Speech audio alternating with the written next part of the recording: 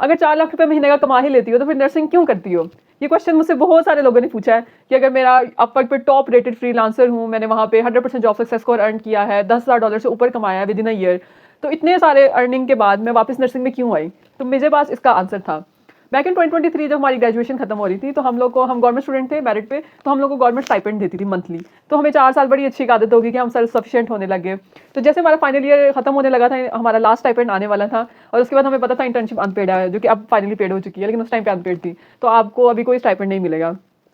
तो मैं बहुत ज़्यादा परेशान थी। मेरे जहन में ये चीज़ थी कि मैं अगर खुद कर रही हूँ तो मैंने इस चीज़ को आगे लेके चलना है और मैंने फैमिली पे नहीं डिपेंड करना, और मैं कुछ ना कुछ करके अपना एक पैसिव इनकम स्टार्ट करूँगी।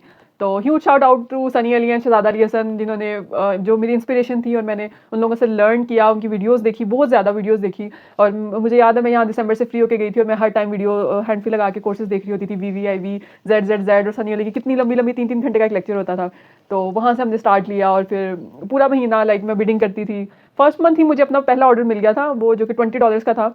फिर सेकंड मंथ मुझे $120 का मुझे प्रोजेक्ट मिले 2। उसके बाद थर्ड मंथ मैंने $220 अर्न किया। इस तरह फिर $700, $1000, इस तरह मंथली मेरा आहिस्ता आहिस्ता ग्रेजुअली जैसे जैसे मेरा एक्सपीरियंस बढ़ता गया मैंने अर्निंग की। और लास्ट में जब मैंने क्विट किया, I was making around $1100-1200, which was more than like enough for me. वो 3-4 लाख रुपया बन जाता था महीने के एंड पे, एंड मुझे बहुत फाइनेंशियल फ्रीडम मिला। ये चीज़ मैं एडमिट करती हूँ, जो फ्रीलांसिंग से मुझे फाइनेंशियल फ्रीडम मिला वो बहुत ज़्यादा था। आई कुड डू थिंग्स, मैं चीज़ें बाय करती थी, I could live a good life.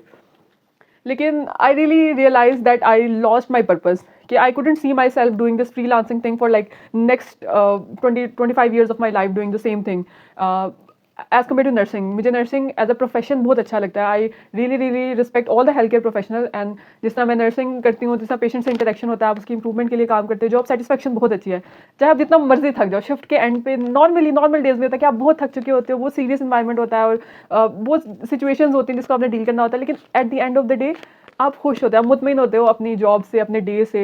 Rewarding होता है, पेशेंट्स आपके लिए they have a gratitude for you कि आपने उनकी केयर किया for the whole 12 hour shift. So ये चीज़ें मुझे बहुत अच्छी लगती थी, और मैं I really crave for that purpose in my life. And then फिर मैंने फ्रीलांसिंग को कम्प्लीटली क्विट किया, एंड देन वापस मैं नर्सिंग की तरफ आई। इसके अलावा दरमियान में मैंने कोचिंग्स भी स्टार्ट की।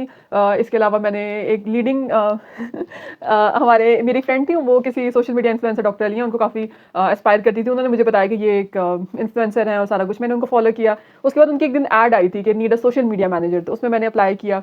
वो बहुत अच्छा एक्सपीरियंस था मेरे लिए, क्योंकि वो बहुत अच्छी एक इन्वायरमेंट था वो वर्क फ्रॉम होम, लेकिन उससे मुझे OET का बेसिकली नर्सेज जो डॉक्टर्स बाहर जाते हैं उनसे रिलेटेड वहाँ से मुझे थोड़ी इंस्पिरेशन ऐड हुई, और मैंने वहाँ पे एज अ मैनेजर वर्क किया फॉर लाइक 6-7 मंथ्स। वो बहुत अच्छी जर्नी थी। उससे मुझे रियलाइज़ हुआ कि मुझे इस तरह की I need to make something like this for my, जिसमें लॉन्ग टर्म देख सकूँ अपनी लाइफ में।